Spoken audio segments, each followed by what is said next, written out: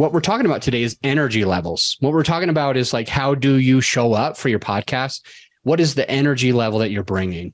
And I would say a lot of people come with the wrong type of energy level. Now, my energy level in general is usually about 6 to a 7.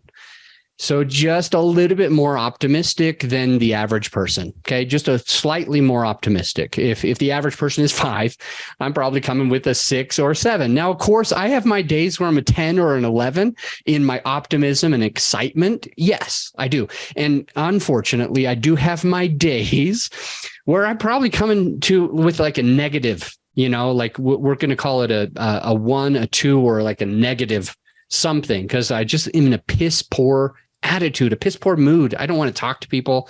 And my energy level is actually sucking the life out of other people. But normally I'm like a 6 or a 7, just a little bit above the average person that's out there. And when we're on our podcast, this 6 or a 7 energy level is going to translate wonderfully to your listener. And it was interesting when listening to this podcast episode of some clients of mine, because I've been coaching them for a couple of months. And so I've listened to them. I coached them on their first episode. We actually did it together. My voice won't ever show up on it, but we recorded it together. And I would say that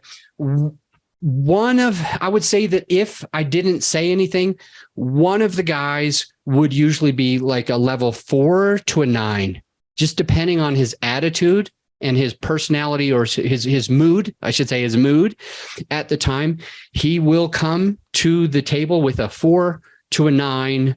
That's his norm. And if you get him on a decent day, it's a 6 or a 7. Unless he wants to be there to impress you.